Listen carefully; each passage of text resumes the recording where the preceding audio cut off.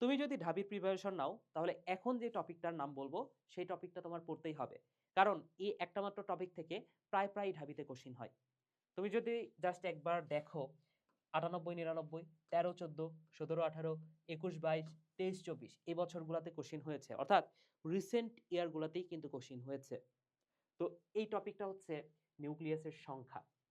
তো নিউক্লিয়াস থেকে কোশ্চিন করলে এই টপিকটা থেকেই নরমালি কোশ্চিন করে ঢাবিতে।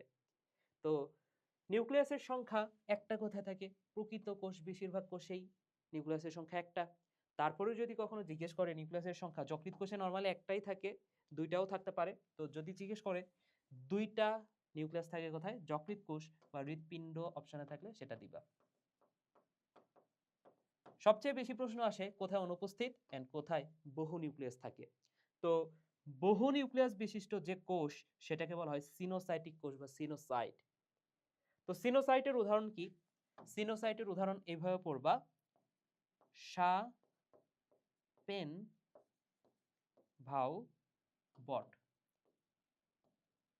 তো বট মানে কি? যারা পাবজি প্লেয়ার আছো বা ফ্রি ফায়ার খেলেছো কখনো, তোমরা ভালো করে জানো বট মানে কি। এখন এই যে সাপেন ভাও যে বট, এই কথাটা একজন বলছে, কে বলছে জানো? আমার নাম তো মাহি। তো মাহি না বলে তুমি বলতে পারো যে মুহি। মুহি বলেছে যে সাপেন ভাও বট। তো সা মানে কি? সা মানে হচ্ছে দুইটা কথা, একটা হচ্ছে স্যাপ্রোলিগনিয়া এবং স্প্রিওপ্লিয়া। ওকে। পেন মানে পেনিসিলিয়াম, ভাও মানে ভাউচেরিয়া, বট মানে বটরিডিয়াম, এটাই পরীক্ষায় এসেছে। মু মানে হচ্ছে মিউকর, এন্ড হি, এই যে রাইজোপাস, এখানে কি আছে? হি আছে না? সো রাইজোপাস, হি মানে কি? হির আগে একটা আর আছে, রাইজোপাস।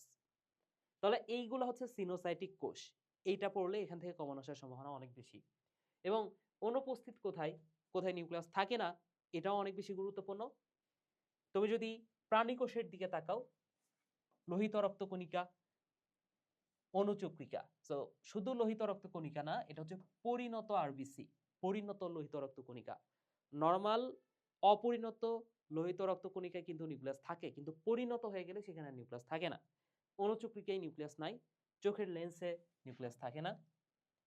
আদি কোষে তো নিউক্লিয়াস, সুগঠিত নিউক্লিয়াস নাই, একটু আগে মানে এর আগের একটা ভিডিওতে আমরা দেখেছি। এবং উদ্ভিদের ক্ষেত্রে তুমি যদি দেখো, সিভনল ভ আছে, ভেসেল ভ আছে, এই ভ যেগুলোতে আছে এগুলো নিউক্লিয়াস বিহীন। তাহলে এই কয়টা কোষ যেখানে নিউক্লিয়াস নাই, এটাও তোমার ভালো করে মাথায় রাখতে হবে।